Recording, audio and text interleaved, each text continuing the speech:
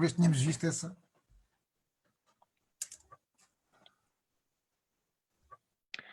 Ora, e parece que hoje a coisa está a correr bem e já estamos com a ligação em direto no Facebook. Eu quero começar por desejar boa tarde a todas as pessoas que nos estão a acompanhar no Facebook desta. Quero pedir desculpas por aquele ato falhado de sexta-feira. O bom de estarmos cá hoje é que eventualmente teremos mais gente a assistir, porque entretanto foram publicadas as listas de colocações e, portanto, os nossos calouros, a quem damos também as boas-vindas, os nossos calouros, à partida, poderão já estar também aqui conosco. Portanto, mais uma vez, bem-vindos ao Esta Conversa. Estamos de novo para uma nova temporada, como se costuma dizer agora, e com uma nova imagem, que foi concebida pelo nosso colega Ricardo Nacho. Voltamos e retomamos extremamente bem com o professor Jorge Umbelino, que eu já passarei a apresentar, mais uma vez a pensar um pouco mais nos nossos calores, porque as outras pessoas já conhecem o professor. O pretexto para a nossa conversa é novos rumos para o turismo. E esta nossa conversa acontece no seguinte contexto. Há 2 pontos que eu gostava de destacar.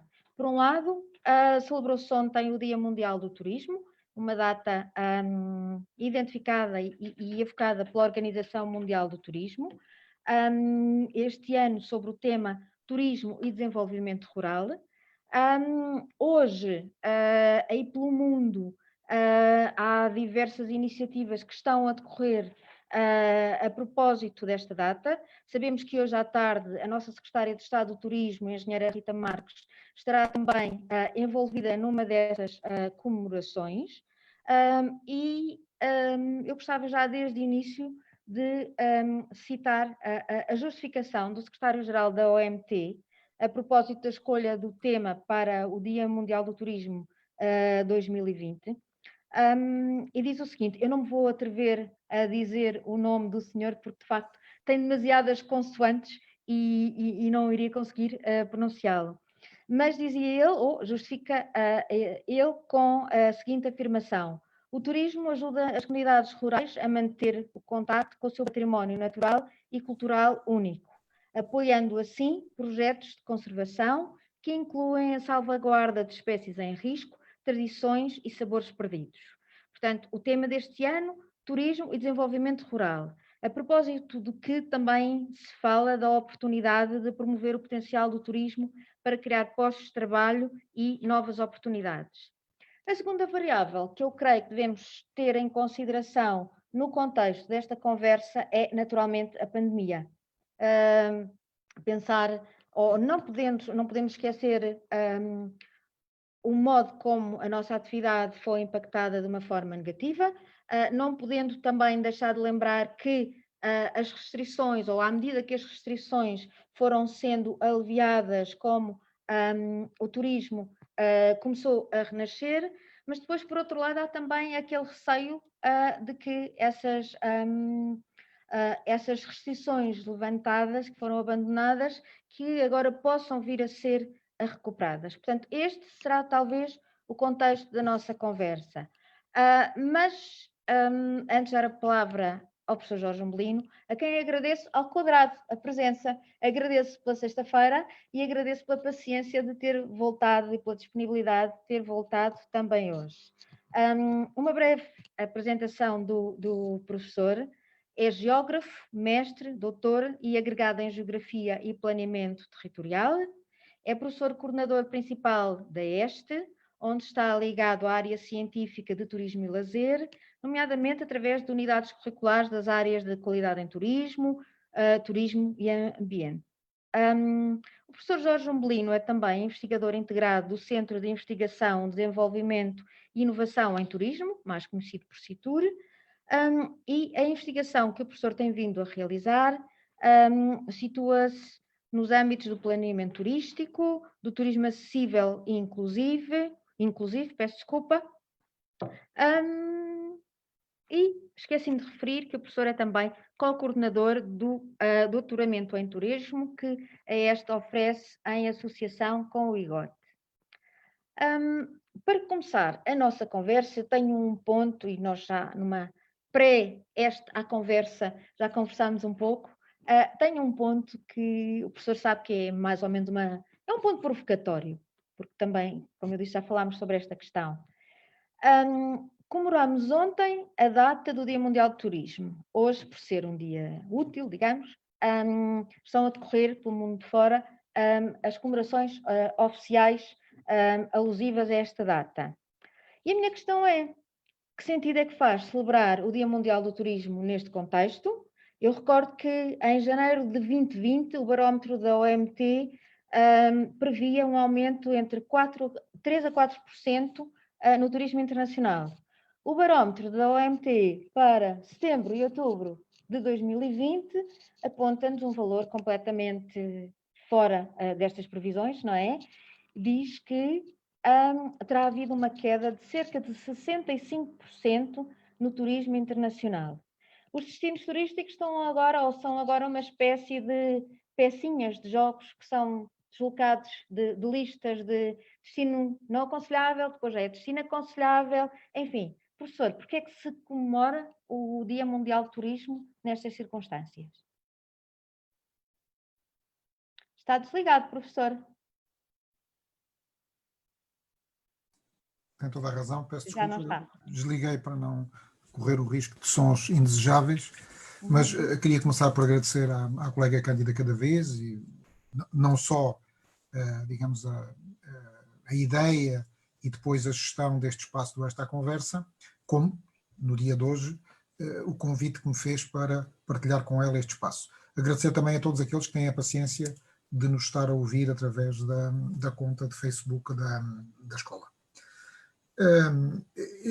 Enfim, se há coisas sobre as quais nós podemos ter alguma certeza, eu pessoalmente tenho uma forte convicção, pelo menos, digamos assim, de que se continua a justificar celebrar o Dia Mundial do Turismo pela simples razão que não estou a ver que a atividade turística em geral esteja ameaçada e muito menos ainda condenada, ou o que quer que seja.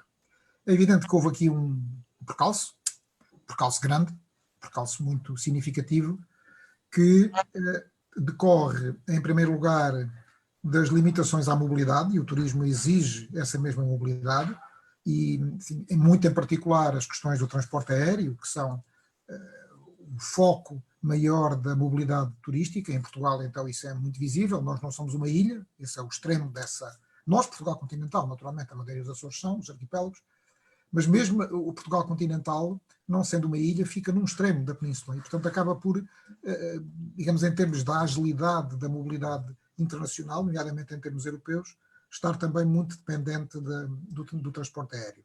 Esse transporte foi cancelado, hoje está fortemente condicionado e, em cima disso, estão naturalmente os medos e as hesitações, tanto do lado dos consumidores como do lado de quem oferece, porque, por exemplo, manter um hotel em operação com uma muito baixa expectativa de ocupação pode gerar mais prejuízo do que propriamente aspirar a alguma forma de benefício. Por tudo isto, esta é uma crise de facto sem precedentes no domínio do turismo, quer em termos nacionais, quer em termos internacionais. A história diz-nos, eu próprio aqui já há uns anos também escrevi até um texto sobre essa matéria, a história diz-nos que o turismo reage muito rápido às crises. E eu diria que, por razões várias, se calhar a maior daquelas é porque os consumidores turistas querem acabar com as crises. Ou seja, o consumidor tem tanta vontade de consumir que ele próprio arranja mecanismos dentro da sua cabeça para desmontar os medos, as dúvidas que a situação possa ela própria gerar. É evidente que isto foi verdade para muitas outras coisas, quer em termos, muitas outras situações de crise, quer em termos económico-financeiros, quer até em termos sanitários, mas essas, em termos sanitários, por exemplo, a gripe A, a gripe suína, a pneumonia atípica, ou fenómenos naturais, como foi o caso, por exemplo, do tsunami no Extremo Oriente em 2004, o 11 de setembro, todos esses fenómenos eram mais circunscritos do ponto de vista geográfico e tinham uma causa e digamos, um princípio, um meio e um fim que eram mais ou menos conhecidos. Esta é diferente, é uma coisa universal, portanto não há regiões do mundo que estejam a coberto dos efeitos desta crise, e também pelo caráter da sua novidade, temos ainda muito mais incertezas do que certezas em relação à forma como ela vai ser virada. Contudo, não me assistem grandes dúvidas de que, provavelmente até quando ela virar, e um dia isso vai acontecer, o turismo até vai ter um boom. Aliás, a história também nos ensina isso. Por exemplo, a última grande crise pandémica que tivemos há um pouco mais de 100 anos, conhecida por gripe pneumónica, a seguir houve uma euforia do lazer, da recreação, enfim, de todas as atividades que hoje também se enquadram no turismo. É claro que o turismo a sério começou há 50, 60 anos, e portanto isso é muito anterior. Nessa altura o turismo era uma realidade muito circunscrita, mas a verdade é que as pessoas, digamos, muito desesperadas com as regras deste confinamento, quando tiverem possibilidade de se evadir do dito confinamento, provavelmente falam até de uma forma exuberante. E, Será que portanto, vamos ter aí mais um... Peço desculpa, professor. Será que vamos ter mais uma segunda versão dos Anos Loucos 20? é bem possível, quer dizer, precisamente pelo contraste, ou seja, o desespero das pessoas em estarem tão limitadas nas suas deslocações, nos seus atos, nos seus afetos, em tudo aquilo que, digamos, nos está neste momento a ser tirado, é bem provável que depois haja uma reação até porventura exacerbada digamos, de evasão e de procura destes mesmos elementos de vida e de sociedade. Digamos assim, no imediato, partilho, há muitos de nós que estamos a assistir sabemos isso, mas se calhar outros não. Um dado que me parece muito interessante é que, não estou só a falar da ESTA, embora a ESTA também seja um exemplo disso, mas a verdade é que a procura pelos cursos de turismo este ano escolar que agora se inicia, 2020-2021, são uma das maiores procuras dos últimos vários anos. O que significa que as pessoas, digamos, os estudantes que agora se candidatam a esta formação, e tanto estou a falar de primeiro, como segundo, como terceiro ciclos de formação, eles próprios, as suas famílias, enfim, o ambiente que os rodeia, demonstram com isso acreditar que o turismo continuará a ser uma oportunidade do futuro. E, portanto, por tudo isto, e peço desculpa se esta intervenção introdutória se tornou demasiado longa, por tudo isto, acho que continua a fazer todo o sentido celebrar o Dia Mundial do Turismo.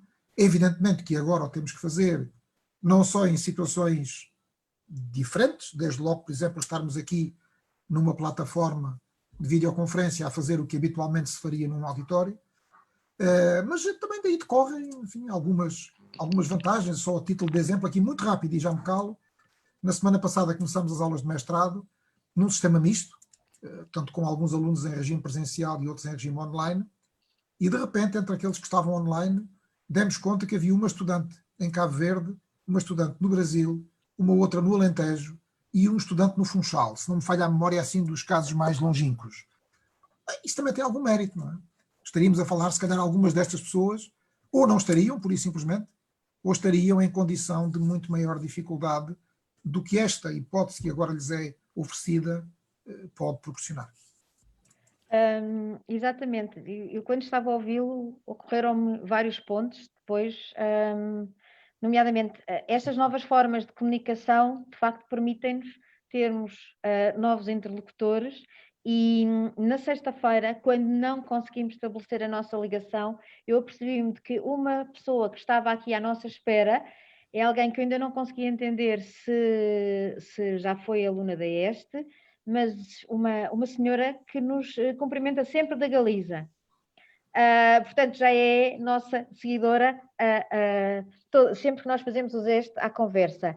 Quando o professor estava a falar, e antes de referir a procura que a ESTE tem, de facto é espantoso verificar que este ano as nossas vagas para os cursos de segundo ciclo, para os mestrados, aproximaram-se do preenchimento total muito mais rapidamente do que em anos anteriores, e as colocações nos cursos de primeiro ciclo, nas licenciaturas, também atingiram quase um pleno, o que de facto reforça o que está em linha com o que o professor disse. As pessoas entendem que esta atividade terá tido um reajuste ou uma paragem momentânea, mas de facto estão a apostar na formação para quando voltarmos em força. Também quando estava a ouvir o professor, estava-me a recordar de um texto que costumo trabalhar com os meus alunos sobre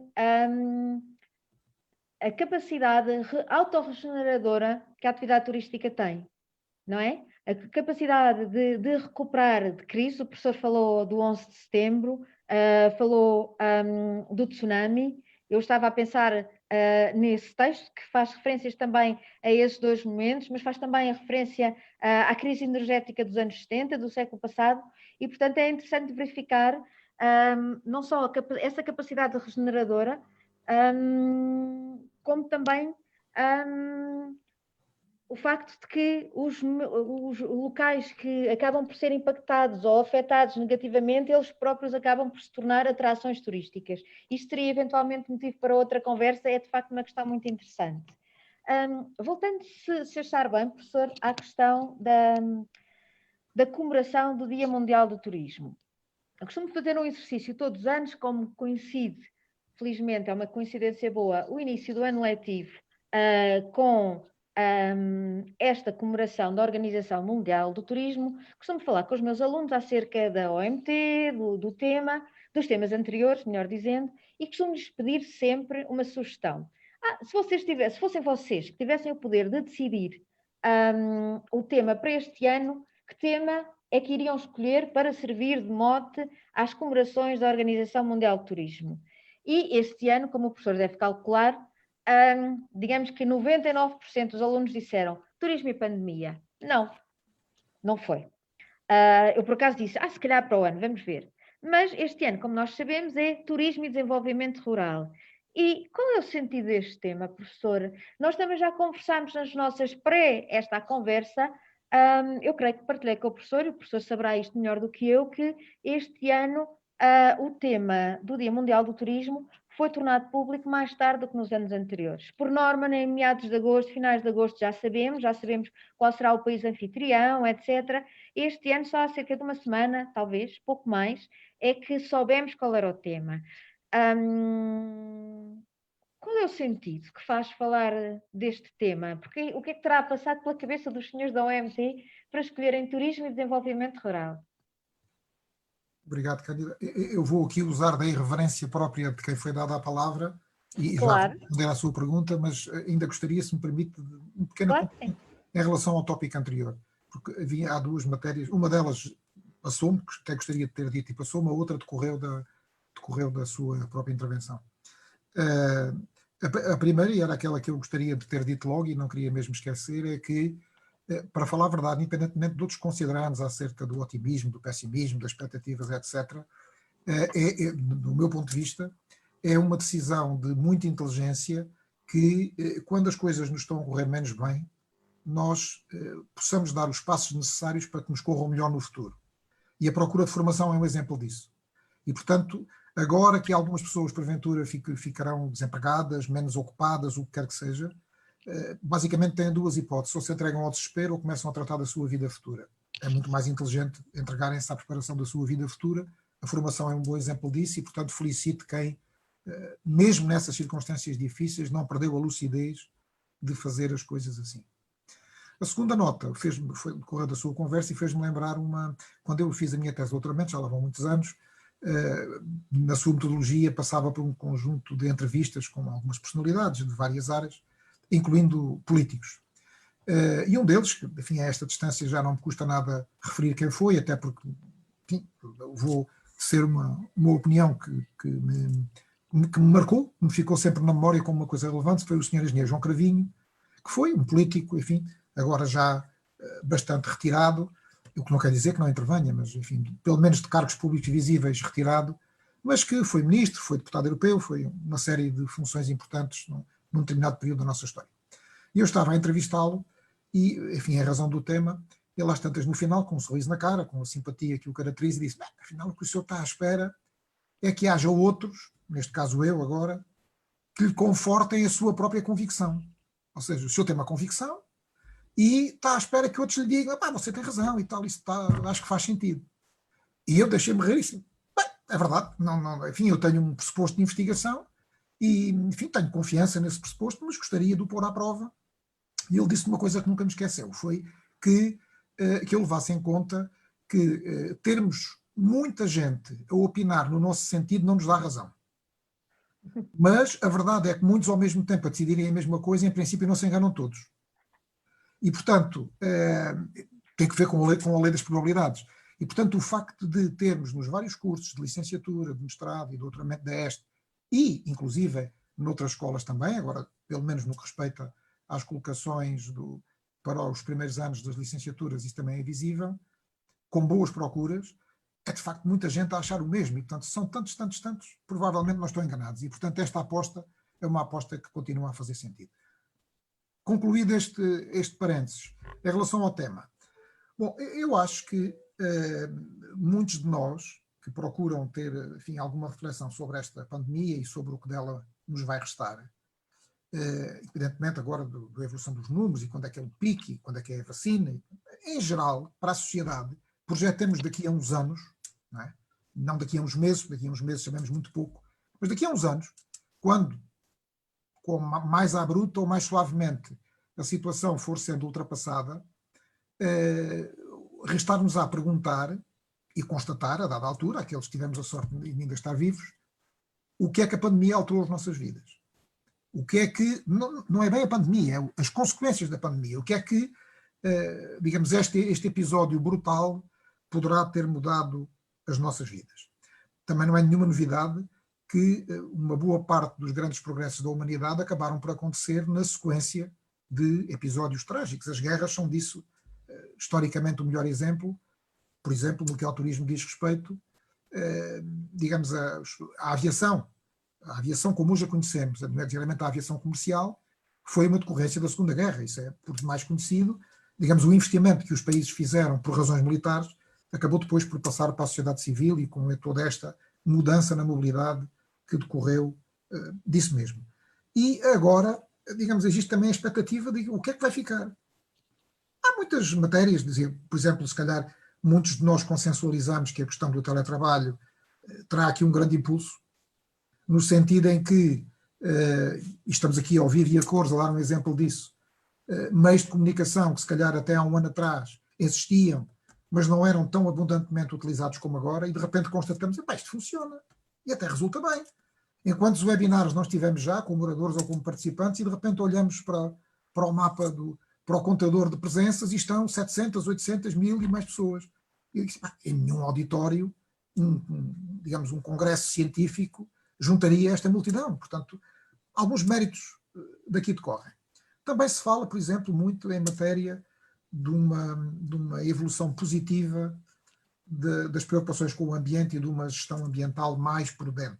Ou seja, o efeito de choque que teve constatarmos que o confinamento a que fomos obrigados, de repente, teve como consequência uma regeneração da natureza de uma forma surpreendente e muito rápida. De facto, a natureza tem esse fascínio de, quando deixam de lhe fazer mal, ela retoma-se com alguma facilidade. E poderíamos ir por aqui adiante com mais alguns exemplos, sem termos ainda, naturalmente, a certeza o que é que disto é apenas conversa deitada fora e o que é que disto possa, efetivamente, ter algum significado relevante. A questão do tema, no caso do turismo, também nos assiste dúvida sobre que tipo de alterações poderão os padrões de consumo e da oferta, porque a oferta procura depois responder do melhor modo àquilo que o consumo lhe vai apontando, lhe vai ensinando, decorrerão da pandemia. Sabemos, de ciência feita, em Portugal e no mundo, porque disso já há evidências, que digamos, na sequência deste período crítico da primavera, e portanto quando as pessoas começaram a organizar as suas férias, houve um movimento simpático de procura de destinos alternativos.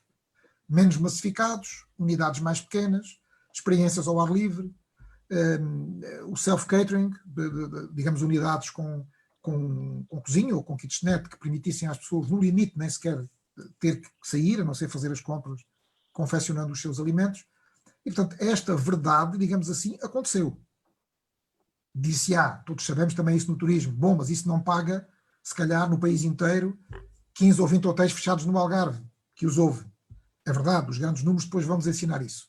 Mas até que ponto é que o conjunto de pessoas que deslocou as suas preferências habituais para outras, designadamente destes espaços que o Dia Mundial do Turismo este ano celebra, não é? Os ambientes de ruralidade, natureza, até que ponto é que poderá este fenómeno, esta ocorrência, estar a juntar procura a uma outra que já existia, porque estes espaços não estavam abandonados do ponto de vista da sua motivação turística. Mas agora pode ter crescido o interesse e a procura por estes espaços por uma razão completamente indesejável, não é? Portanto, foi à força, não é? Aconteceu assim. Mas até que ponto é que alguns consumidores de repente não descobrirão, espera lá, isto até me faz todo o sentido. Porque é que eu que moro numa grande área urbana, hei de ir consumir as minhas férias num ambiente também massificado, onde tenho de estar em filas, dificuldades para marcar os restaurantes. Se calhar até passo muito melhor aqui, mais descontraído, mais relaxante. Isto faz todo o sentido. Foi giro, os miúdos gostaram das atividades, cada um encontrará as suas razões. E, portanto, agora, mais uma vez, estamos no domínio da incerteza. Até que ponto esta ocorrência nefasta terá alguma consequência na modificação dos gostos da procura turística e, consequentemente, da maneira como a oferta se lhe deve ajustar, ou não. Ou se, digamos, é um epifenómeno e as pessoas, assim que lhe derem outra vez a liberdade de fazerem tudo aquilo que entendem, tenderão, porventura, a voltar aos padrões que tinham, sem grandes transformações. Certezas sobre isso não há, mas a verdade é que estes destinos alternativos tiveram um ganho de causa imediato, tiveram. O que é que isso vai deixar de lastro para o futuro? Creio que é muito prematuro para se extrair daí alguma conclusão. Claro, é cedo para saber porque ainda estamos no durante, não é verdade, professor? Correndo o risco de usar uma palavra que é muito repetida, ou que tem sido muito repetida nestes últimos tempos e com a qual eu não simpatizo muito, eu vou mesmo usá-la, que é a palavra reinventar. E o que é certo é que neste cenário houve uma reinvenção necessária a todos os níveis. Não vamos falar aqui daquelas áreas mais pessoais, de emoções, de afetos, etc. Mas os turistas reinventaram-se, os hoteleiros reinventaram-se, os académicos reinventaram-se. O professor deu agora um exemplo disso, quando referiu estas conferências online e a possibilidade que nós temos de contactar gente de sítios tão diferentes e de estar ao mesmo tempo em contacto com um número enorme de pessoas. Os docentes reinventaram-se, os estudantes, naturalmente, que se reinventaram. Mas também, quando estava a ouvir o professor, especialmente agora no fim, a propósito do tema turismo e desenvolvimento rural, recordei-me de uma intervenção que foi feita pelo secretário-geral das Nações Unidas, António Guterres. Se não me engano, eu acho que ainda estávamos todos em casa. Talvez terá sido finais de abril, maio, por aí.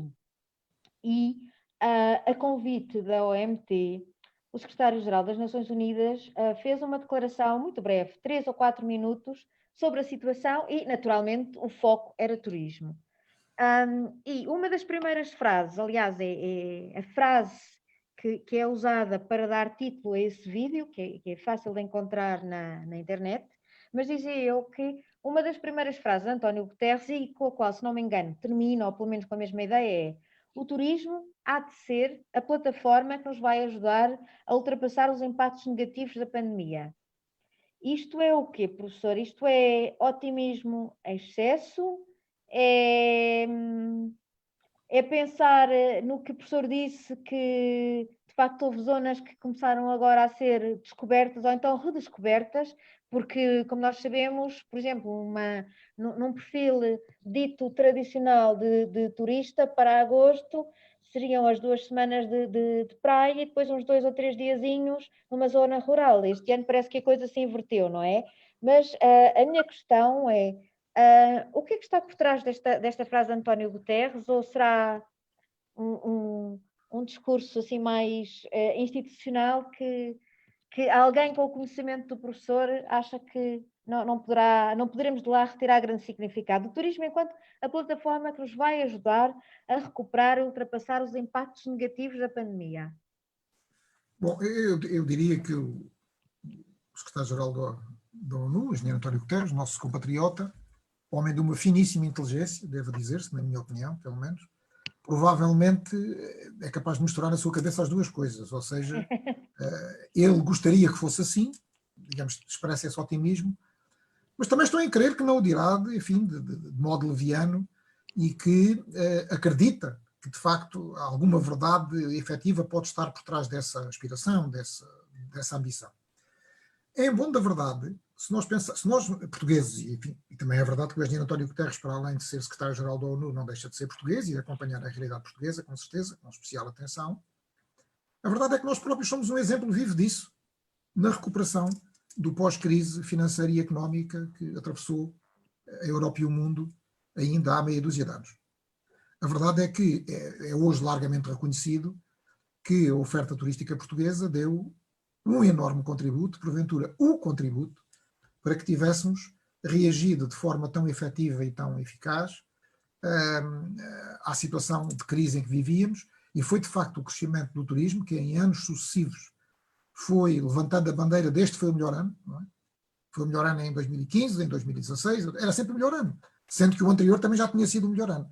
E diga-se em bom da verdade que 2020, no início deste ano, continuava a projetar-se como o melhor ano de sempre, com taxas de crescimento, enfim, que para nós já quase parecem normais, mas que são completamente inusitadas, em algumas épocas e anos mesmo com 2 dígitos, que para a economia, que quando corre bem, cresce 2 ou 3%, normalmente, por esse mundo fora, excepto em alguns países orientais, um bocadinho mais, mas de qualquer maneira, estes ritmos de crescimento do negócio turístico em Portugal são completamente inusitados e fora daquilo que é o contexto habitual da economia.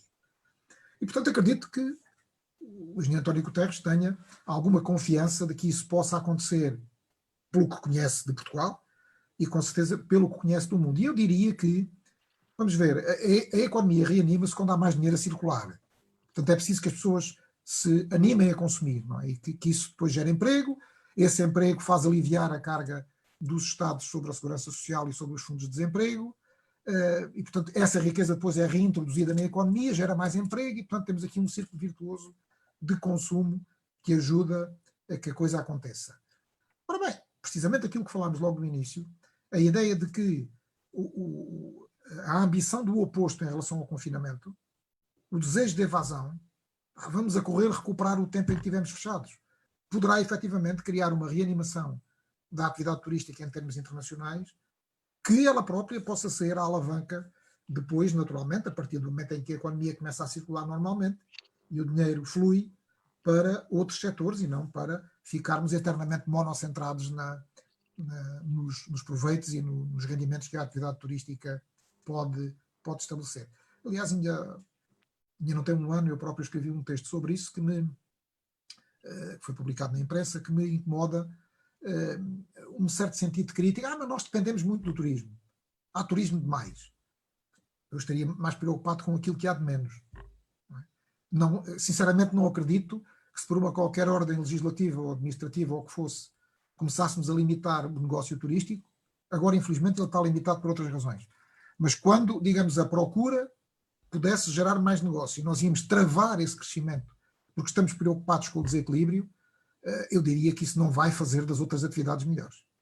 Provavelmente farmos aí a todos mais pobres. Mais pobres. Portanto, acho que o que nos temos que preocupar não é tanto com o sucesso que a atividade turística pelo mundo inteiro e em Portugal conseguiu demonstrar, mas se achamos, e é muito legítimo, e se calhar todos estaremos de acordo com isso, que não é bom ter uma economia demasiado baseada em poucos setores, neste caso por hipótese o turismo, então preocupemos é criar boas condições para que os outros também se animem e tenham uma capacidade de gerar riqueza e gerar emprego que naturalmente torne o turismo como percentualmente menos relevante. Mas não diminuindo em termos absolutos, não é? Não vamos agora, digamos, massacrar uma atividade que está a correr bem só porque temos pena que as outras corram mal. Isso não me parece uma coisa minimamente sensata. É curioso, não sendo, a meu ver, inesperado, que as comunidades que até janeiro, fevereiro, se queixavam de ver os seus locais demasiado invadidos, e muitas vezes era essa a expressão, às vezes outras piores, por turistas, fossem nacionais ou estrangeiros, que agora elas próprias, e por isso eu disse que é curioso, mas não inesperado, mas são elas próprias que agora se ressentem dessa falta. E ressentem-se não só em termos dos benefícios económicos, mas também de toda aquela identidade e de toda aquela imagem que o turismo construía e que de repente desapareceu. Eu gostava só de dar uma informação mais técnica. Ok, diga, se tem licença, deixe-me só aqui, porque eu tenho medo de me esquecer, isso parece uma coisa importante. Vamos ver. Aliás, o nosso primeiro-ministro António Costa também referiu isso, a dada altura, enfim, ali no auge, durante a crise mais aguda da pandemia, que infelizmente agora parece que nos estamos a aproximar de uma outra situação dessa natureza, ele dizia qualquer coisa, aqueles que tanto bradaram contra o turismo ainda vão ter muita pena dos turistas que agora não vêm. E, portanto, ele próprio referiu isso com muita clareza. Eu devo dizer que acho que é assim, efetivamente, se calhar agora, pelas piores razões, muita gente acabará por dar valor a uma atividade na qual se tinha tornado moda bater, não é? Nos últimos anos tinha ficado moda pôr em dúvida a bondade do crescimento turístico, com vários pontos de vista. Eu diria agora, temperando um bocadinho, porventura, entusiasmos excessivos que possam acontecer, não vamos cair no lado oposto, que é, venham agora todos e até venham a dobrar, tragam as famílias, os primos e os amigos. Bom, porque a verdade é que, numa perspectiva de planeamento apropriado da atividade turística do futuro, também não nos cabe defender uma massificação exagerada que ponha em crise, digamos, a qualidade da oferta atual e, sobretudo, ponha em crise a viabilidade da oferta futura. E, portanto, vamos acreditar que, de facto, o turismo poderá ganhar aqui digamos, uma nova aura digamos, de valor em termos sociais, do impacto social, do crédito social que merece, sem que com isso nós, agentes do turismo, nos deixemos entusiasmar em demasia e achar agora vamos entrar aí a galope à força toda para compensar enfim, o prejuízo que aconteceu neste tempo anterior. Isso também não nos levará seguramente a bom caminho de futuro. Exatamente. O que eu ia dizer era o seguinte: não temos comentários, não temos perguntas, mas temos uma audiência com um número extremamente simpático, especialmente se considerarmos o horário em que estamos hoje a ter a conversa. Normalmente, eu tenho aprendido imenso desde que, seguindo a ideia do nosso colega Rodolfo Tristão, começámos com esta conversa. E hoje é óbvio que também não foi exceção, houve imensos pontos que o professor referiu que, se calhar, noutra ocasião, eu vou gostar de saber mais. Mas tentei pôr-me um pouco na pele dos nossos estudantes, professor. Quais serão as expectativas dos nossos estudantes? Não falo apenas dos calouros, dos que vão entrar na EST pela primeira vez, não é? E eu, como estou a gerir algumas das nossas redes sociais, foi muito engraçado verificar o entusiasmo dos candidatos à medida em que se iam tornando alunos e os comentários que faziam nas redes sociais. Mas, como eu disse, acho que vai ser interessante para nós tentarmos compreender as expectativas dos nossos estudantes. Por um lado, esses que pela primeira vez vão ter um contacto diferente com o mundo do turismo, que até agora o único contacto era serem turistas ou terem sido turistas, e que estão na fase da descoberta do ensino superior, que vêm com os sonhos todos, com os planos todos, e que, como o professor disse, tiveram a atitude inteligente de não pensar que esta situação será para sempre e que, de facto, é neste momento em que estamos mais ou menos em modo de banho-maria que faz sentido investir em formação. Mas, por outro lado, estou a pensar nos nossos alunos que já começaram aulas, no segundo, no terceiro anos, ou até nos mestrandos. Quais serão as expectativas deles em termos daquilo que nós vamos ter para lhes oferecer nas aulas, dada esta situação? Isto é Nas uma aulas, especulação. eu não sei se percebi bem, a candidata está-se a referir às aulas ou à empregabilidade futura? Não sei se bem entendi. Tudo. Eu acho que é a expectativa, por um lado, do que vão encontrar connosco em aulas, seja em modo virtual ou em modo presencial, e depois, acho que estamos a falar maioritariamente de perfis jovens, de perfis que estão agora a traçar os planos para a sua vida, não é?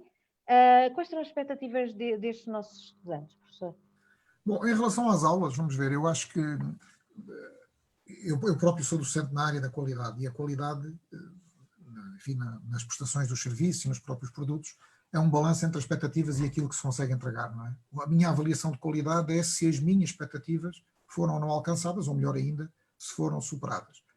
E, portanto, a minha capacidade de ser agradavelmente surpreendido, de serem gerados resultados que alcancem ou ultrapassem as minhas expectativas, decorre em primeiro lugar também da razoabilidade das minhas próprias expectativas. Não é? Um exemplo muito claro no turismo. Se eu vou para um hotel de 2 estrelas e pago 50 € por noite, mas imagino que o serviço que vou ter é de 5 estrelas, no final vou ficar irritado, porque não é razoável assumir isso. O que não quer dizer que no hotel 2 estrelas não tenha direito a ser servido com a necessária qualidade. Mas uma qualidade, digamos, ajustada àquilo que é o preço e àquilo que são as características da oferta que ali está disponibilizada em cima da mesa. E a mesma coisa eu acho que também nos deve acontecer aqui no nosso sistema de ensino, professores e alunos. A verdade é que, por uma razão que completamente nos transcende, nós estamos todos condicionados a ter que agir agora com medidas de precaução sanitária, que é naturalmente um bem fundamental para as nossas vidas. E, portanto, não há grandes dúvidas, quer dizer, nós professores, evidentemente, eu creio que não haverá um único professor que diga que não gosta de estar preferencialmente em ambiente de sala de aula com os seus alunos, interagindo, perguntando, olhando-nos cara a cara, vendo as expressões. Tudo isso tem uma riqueza que o ambiente online não consegue promover. Agora, há 2 matérias. Uma delas já referi há pouquinho, é a capacidade de alcance que o meio online tem e que o meio presencial nunca terá, independentemente das circunstâncias. Eu dou-lhe um exemplo tirado da minha própria experiência docente o ano passado. Às tantas, todos muito atordoados e muito surpreendidos com a exigência de uma semana para a outra, literalmente, temos de mudar os nossos métodos de ensino e as plataformas em que o fazíamos. Numa das unidades curriculares que leciono, no caso do mestrado em turismo, na área da qualidade, comecei a engendrar o que depois esta coisa das aulas online, isto fica muito igual, não é? Não há ali muita capacidade de fazer diferente. Enfim, andamos todos à procura de soluções que o permitissem fazer. E uma delas que me ocorreu foi justamente trazer convidados, digamos, para as aulas que simulassem um pouco o mundo exterior, enfim, alguma coisa que passava para lá da relação entre o professor e os alunos. E de repente, numa dessas aulas, trouxe como convidado um amigo meu brasileiro, que estava no Brasil na altura, por acaso ele até divide a vida entre Portugal e o Brasil, mas na altura estava no Brasil. Correu lindamente, portanto, qualquer aula em Zoom podia ter decorrido igual ou pior, independentemente de ele estar no Brasil. Portanto, digamos, a tecnologia ajudou-nos, uma vez ou outra não ajudou tanto, mas naquele caso até ajudou. E os alunos felicitaram muito, ficámos muito felizes, e eu depois dei por mim a pensar, mas por carga d'água é que eu o ano passado não tinha feito o mesmo? O que é que impedia? Quer dizer, o que é que impedia que o ano passado, e há 2 anos e há 3, quando estas soluções tecnológicas já estavam disponíveis, e nós, por falta de hábito, por desconfiança em relação à fiabilidade da tecnologia, fosse pelo que fosse, não investíamos tanto quanto podíamos. Agora, de alguma maneira, também um bocado à força, fomos levados a crer que isto é disponível e que tem virtudes. Portanto, entre o crédito que possamos dar às virtudes destes novos meios e uma certa conformação, uma certa aceitação de que temos que viver a vida como ela se nos apresenta, não é? E temos que tentar fazer o nosso melhor e dar o nosso melhor, aproveitar o melhor da vida como ela se nos apresenta.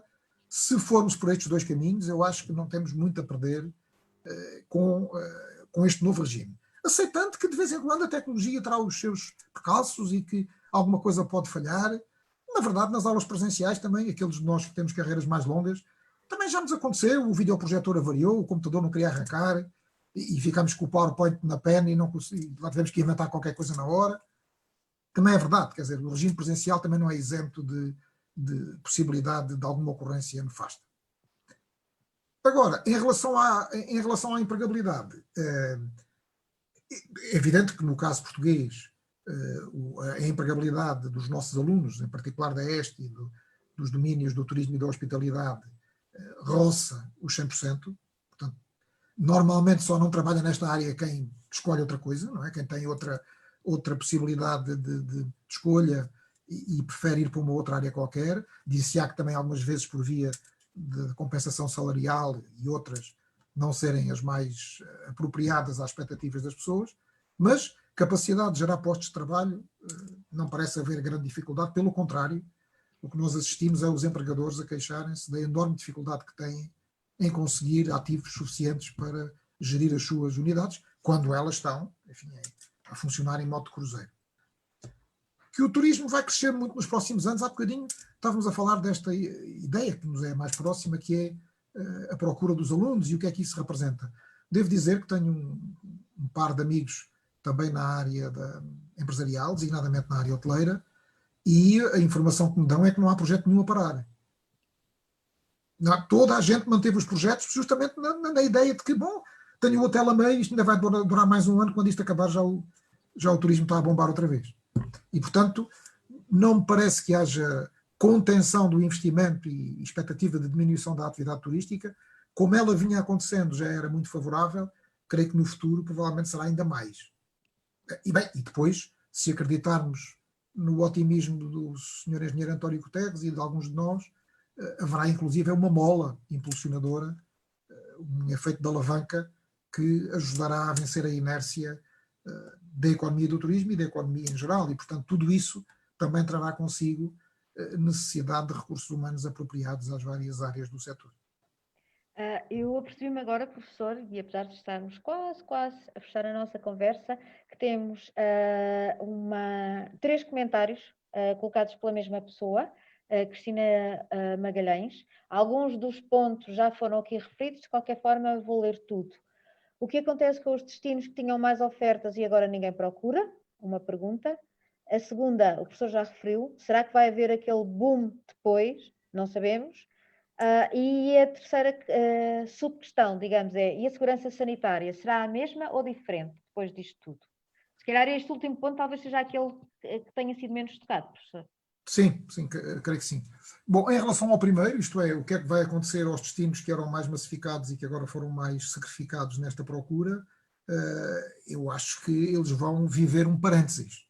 Ou seja, eu nunca acreditei, aliás, até é oportuno falar nisto, justamente pelo confronto com a ideia da oferta em territórios de baixa densidade, de turismo rural, turismo de natureza, alguns dos protagonistas destas ofertas muitas vezes olham para a oferta turística mais vitoriosa, digamos assim, nomeadamente a oferta de sol e mar, e os destinos urbanos também, mas designadamente a oferta de sol e mar, como uma espécie de inimiga a abater, na ideia de que vamos ter que desviar turistas do Algarve para que eles venham para o interior do país. Má ideia. Má ideia. Quer dizer, não, em primeiro lugar, o consumo turístico tem crescido tanto, tem-se diversificado tanto que, digamos, não é um bom pressuposto imaginar que para ele ter sucesso alguém vai ter que ter insucesso. Designadamente neste confronto entre as várias tipologias de destino. Depois também acontece que os turistas, das duas uma, ou têm de facto preferências muito vincadas e não são moldáveis a uma oferta alternativa. Não é? Se eu tenho um grupo de jovens que vai para o Algarve e o que quer ir para a festa, se calhar a praia não é o mais importante do que ali está, como é que eu vou convencer esse grupo de jovens que agora têm que ir para uma qualquer aldeia do interior, passar 15 dias muito tranquilos a contemplar a natureza? Não é possível. Nem o seu contrário. Também quem prefere esse destino, digo assim, agora vais aterrar em Albufeira, em pleno agosto, e olha, tem paciência, conforma-te com a bagunça nas ruas e com a gritaria nos bares e tal. Não é possível. Ou então, coisa que também acontece com frequência, o mesmo turista tem perfis e interesses de procura diferentes consoante as circunstâncias. Um determinado casal, por exemplo, com filhos, pode ter um determinado gosto para as férias de verão que faz com as crianças, e depois, de vez em quando, se vai fazer um fim de semana mais comprido, só o próprio casal, já pode ter uma outra ideia completamente diferente, ir à procura de uma coisa que não interessa às crianças, mas que lhes interessa a eles. E, portanto, não é boa ideia imaginar que conseguimos moldar a procura.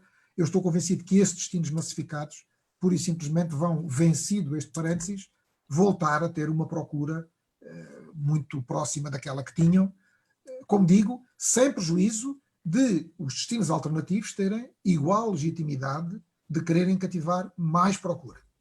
Isso, digamos, não. E não acho que haja nenhum problema com isso, porque, de facto, nos últimos anos, o que nós temos assistido é, por um lado, a entrada de mais turistas no circuito turístico internacional, e por outro lado também ao fenómeno das férias multi-época, ou seja, férias mais repartidas ao longo do tempo, que fazem com que, quando digo férias, digo períodos de pausa laboral, em geral, que fazem com que as pessoas possam, sem prescindir, digamos assim, do seu hábito e do seu gosto por um período de verão, na praia, porventura, não deixarem de ser também consumidores de outros produtos noutras alturas do ano.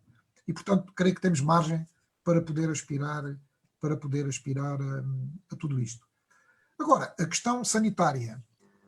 Hoje estamos aqui obrigados a um conjunto de regras que são aquelas que minimamente procuram garantir estabilidade e dar confiança aos consumidores no sentido deles continuarem a consumir, de continuarem a ter interesse por aquilo que se lhes oferece. No futuro, enfim, não me restam grandes dúvidas de que, provavelmente, por exemplo, nos aeroportos, da mesma maneira que agora nos fomos habituando, designadamente depois do 11 de setembro, à ideia de que eu entro na porta do aeroporto, antes tinha que entregar as bagagens, mostrar o passaporte, enfim, dar evidência que tinha um bilhete comprado e, digamos, a coisa estava mais ou menos resolvida. Depois passámos a ser vistoriados nós próprios e toda a nossa bagagem, com imensas regras, por causa da questão do terrorismo e dos explosivos, etc. Provavelmente vamos ter que enfrentar alguma coisa de semelhante em relação às medidas de prevenção sanitária. Não me parece que isso seja um problema demasiado. As autoridades aeroportuárias souberam adaptar-se e hoje, mesmo nos grandes aeroportos internacionais, na verdade esta história que a gente conta, salvo algumas exceções, infelizmente o aeroporto de Lisboa às vezes tem exceções a mais nesta matéria, mas salvo exceções, mesmo nos grandes aeroportos, isto tudo, parecendo muita coisa, resolve-se em poucos minutos. E agora é uma questão de, nesse circuito, incluir também, se calhar, mais 10 minutinhos para fazer evidência de que a pessoa não está a causar perigo aos outros, não é? Nem a si próprio, nem aos outros. Aquilo que ficará em termos dos procedimentos de higiene, dos quartos, dos espaços comuns, dos espaços de restauração, das piscinas, dos espaços exteriores, etc.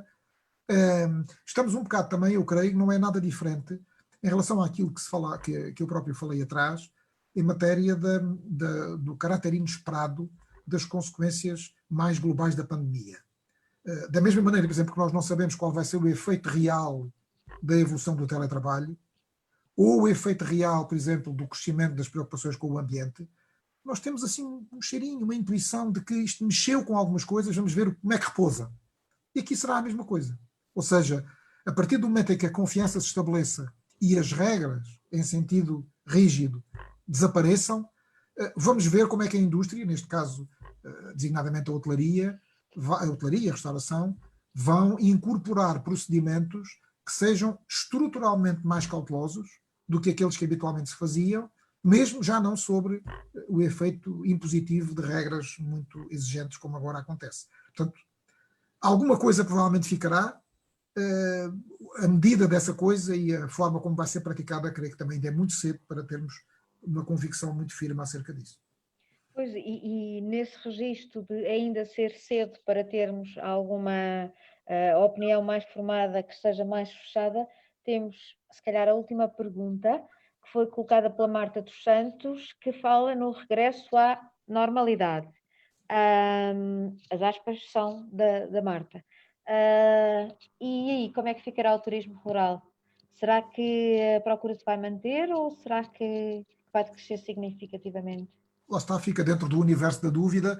O turismo rural tinha uma procura fiel, portanto, ou seja, há um conjunto de pessoas, minoritário esse conjunto, naturalmente, e aliás até desejavelmente minoritário, porque também se trata de um produto turístico que não casa em absoluto com nenhuma forma de classificação, não é? Então é um absurdo. Mas enfim, é uma coisa que nem vale a pena teorizar e ponderar acerca disso, não é assim. Quer dizer, nunca poderia aceitar-se isso. Mas, portanto, já existia essa procura e essa procura tinha um ritmo de crescimento, mas, enfim, dentro de parâmetros, podíamos dizer, normais, não é? Portanto, com níveis de crescimento dentro daquilo que podíamos considerar como expectável na evolução da própria atividade. Agora tivemos aqui um boom, uma situação inusitada que, de repente, fez despejar nestas unidades e neste tipo de destinos um conjunto de pessoas que antes não escolhia e que agora, digamos, começando por ser forçado, é claro que ninguém foi obrigado a ir para um determinado sítio, mas o condicionamento sanitário levou muitas pessoas a alterarem os seus padrões de consumo, as suas escolhas, e alguns deles caíram aqui. Ficaremos agora por saber se, no rescaldo disto, quando essa imposição desaparecer, se as pessoas valorizaram muito esta montra que aqui se arranjou, ou se ela acabará por se tornar a prazo inconsequente, não é? Se quiser, aqui numa comparação muito ligeira, muito fácil, eu nunca vou a um determinado centro comercial. A Cândida convence-me que devo lá ir por esta ou por aquela razão, porque me ouvi dizer que queria comprar umas calças, vai a esta loja e tal, naquele centro comercial, nunca lá ia. E fui levado por si. Portanto, a Cândida prestou um grande serviço ao departamento de marketing desse centro comercial. Não costumava ir e fui. Comprei ou não comprei, não interessa muito agora o que vem ao caso. Quando eu saio à porta, fiquei tentado a voltar, ou não foi assim uma coisa que me enchesse as medidas e vou voltar às minhas rotinas anteriores, muito grata à Cândida pela boa sugestão, mas, digamos, a minha intuição, pá, o que há aqui há nos outros sítios, já estou habituado, dá-me mais jeito, acho que vou voltar às minhas rotinas. Não sei. Isso, digamos, teremos que pagar para ver nos próximos tempos o que é que de facto este efeito demonstra que a pandemia causou ao turismo rural, que aqui se equipara ao conselho que a Cândida me deu de ir ao centro comercial, não é? Portanto, é um fator completamente estranho que levou o consumidor individual ou consumidor em sentido coletivo a visitar aquele espaço. Que efeito é que isso vai ter? Não é? Qual foi, também não sei qual é que foi a capacidade destes destinos e destas unidades de aproveitarem esta oportunidade no sentido de vamos lá conseguir aqui clientes para o futuro. Não sei se o conseguiram fazer, se tiveram essa habilidade, essa predisposição para além do serviço rotineiro, digamos, fazer as camas às pessoas, dar-lhes de comer, levá-los a passear às empresas de animação, se conseguiram ter ali qualquer outra forma de envolvimento que convida que as pessoas no futuro valorizem mais a oportunidade que tiveram. Muito bem, professor. E o tempo passou a voar. Passou uma hora. Com muita satisfação da minha parte, muito obrigado. Da minha. Muito obrigado também àqueles que tiveram a paciência de nos, nomeadamente a mim, estar a ouvir. Pois, eu queria agradecer a quem esteve, a quem colocou perguntas, a quem também passou a palavra e queria agradecer muito ao professor por esta segunda vez, porque a primeira, enfim, não aconteceu. E de facto ficamos com a ideia de que faz todo sentido continuar a celebrar o Dia Mundial do Turismo.